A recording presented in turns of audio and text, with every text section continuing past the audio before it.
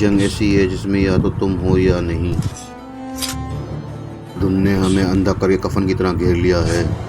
हम इसी हालत में बढ़तरी हासिल करेंगे।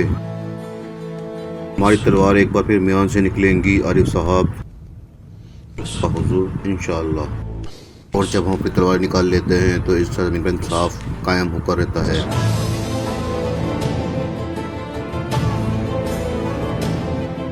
हुजूर, क्या जानदार साहब की दावत कबूल करने की यही वजह है?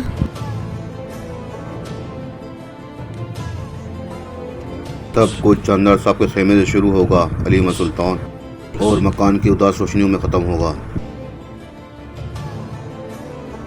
इससे पहले कि मजीद तरम भरम हो जाए, हमें इस धुन से रास्ता निकालना होगा। और यही वजह है कि हमने जानदार साहब की दावत कबूल की।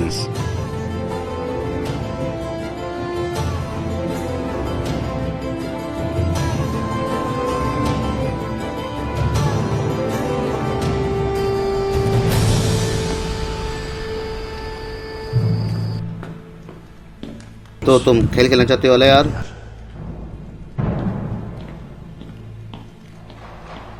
एक बहादुर दुश्मन जो लड़ाई के साथ साथ इतना ज़हीन भी हो कि आपके मंसूबों को जांच ले, तो क्या इससे भी ज़्यादा कोई खतरनाक होगा? हमारे मंसूबे बर्बाद हो गए। लानत हो। मैं तुम्हारा सर उतार दूंगा। तासेबुन, अब हम क्या करेंगे? हम हर साहब को इनके सिपाहियों का कातिल देंगे। अपने दीनी भाई का खून बहाना लानत है फिलिप। जब ये खून बहाना शुरू हो जाए तो इसे रोक नहीं सकते। बिल्कुल, वो तो ठीक है मोस्ताद सेमून। और जो भाई चीज थी और खिलाफ वो तो खो गई। तुम गलती पर हो प्यारे पेत्रोस। हमारा सबसे बड़ा हथियार और का गुस्सा है। इसका गुस्सा इसका और इसके कबीले खत्म कर देगा। लियार का ख्याल है कि वो इस जंग को रोक सकता है, मगर जंग तो पहले ही शुरू हो चुकी है।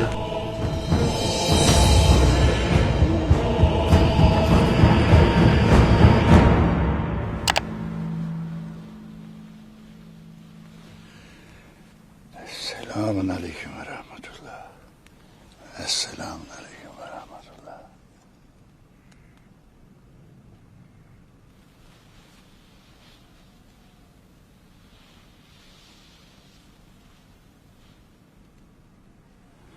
अल्लाह मेरे गुनाहों को माफ फरमा। मैंने अव्वल की परवरिश की।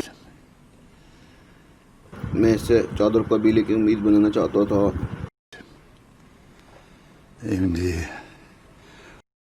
मुझे डर है कि मेरा कबीला मेरे गुनाहों का हिसाब देगा।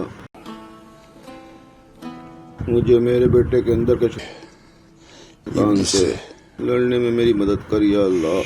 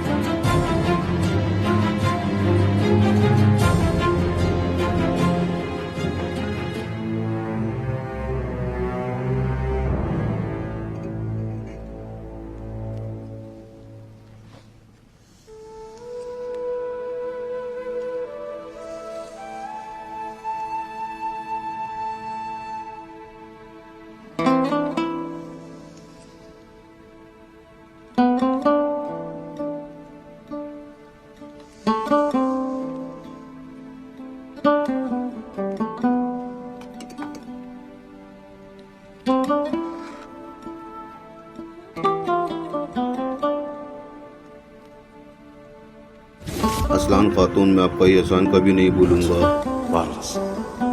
काई के सरदार, वो जिंदा है।